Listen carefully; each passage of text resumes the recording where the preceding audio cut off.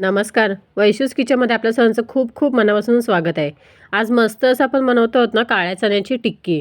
छान असं प्रोटीनयुक्त भरलेलं आहे, त्याच्यामुळे सगळ्यांसाठीच खूप हेल्दी आहे. त्यासाठी काय केलेलं आहे, मी ना चण्याची भाजी केली होती, तर त्यातलेच थोडेसे भिजलेले चणे होते ना, ते बॉईल केलेले होते त्याच्यासाठी भाजीसाठी.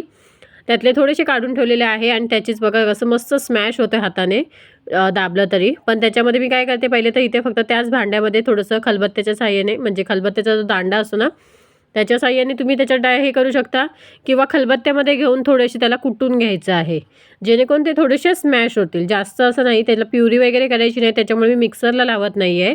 तुम्हाला पाहिजे तर लावू शकता, नाही असं नाही. थोडंसं पल्स मोडवर जर फिरवलात ना तरीही चालेल. आणि इथे बघा छान असं कुटून घेते आहे आणि आता हे सगळं काढून घेते आहे. त्याच भांड्यामध्ये व्यवस्थित सगळं काढून घेते आहे आणि त्याच्यानंतर त्याच्यामध्ये आपण बाकीचे जिन्नस जे आहेत ना ते टाकणार आहोत. आणि इथे एक मी बॉईल बटाटा घेतलेला आहे, तोही उकडून मस्त सोलून घेतलेला आहे. त्याच्यानंतर तो त्याच्यात किसून टाकणार आहे. मस्त असं इथे किसून टाकायचं आहे.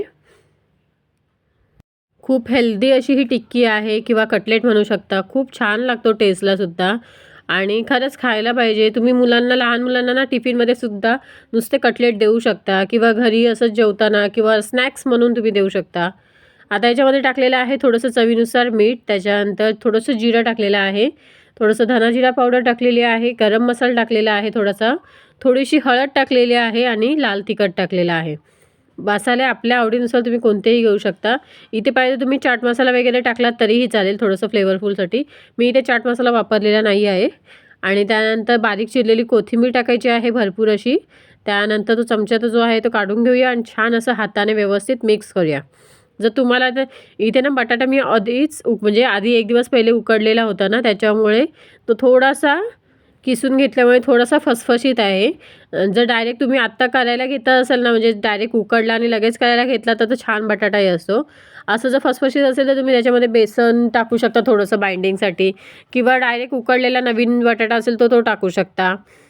काहीतरी टाका किंवा ब्रेड क्रम्स टाकू शकता आतमध्ये बाइंडिंगसाठी.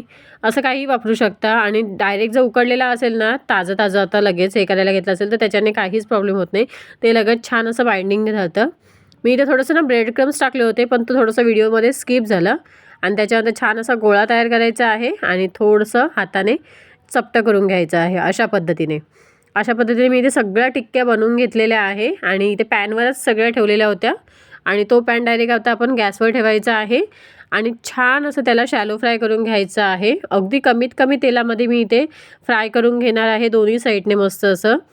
आता इथे गॅस पेटून झाल्याच्यानंतर त्याला ना थोडंसं तेल टाकायचं आहे. जास्त नाही वापरलेलं आहे, पाहू शकता इथे. मी इथे छोटाच चमचा घेतलेला आहे आणि तोही मी अर्ध्यापेक्षाही कमी टाकलेला आहे तेल. आणि सगळीकडे व्यवस्थित पसरवून घेतल्यानंतर त्यांना छान शेकू द्यायचं. जसं जसं एका साईडने छान कुक होतील ना, त्याच्यानंतर त्यांना पलटून घ्यायचं. बघा अशाच पद्धतीने त्याला कुक करून घ्यायचं आहे. लो टू मीडियम फ्लेमवर आपली गॅसची फ्लेम ठेवायची, लो टू मीडियम. आणि त्याच्यावर छान असं वरतून कलर यायलापर्यंत, छान क्रिस्पी होईपर्यंत त्याला आपण फ्राय करून घ्यायचे आहेत. आणि इथे बघा अशाच पद्धतीने आपण, जास्त फास्ट करू नका, नाही तर फक्त बाहेरून हे होईल आणि आतून व्यवस्थित तो शिजला जाणार नाही, कच्चट कच्चट राहील थोडंसं त्याच्यासाठी. आणि ते मस्त असं आलटून पलटून छान असं कुक करून घ्यायचं आहे यांना.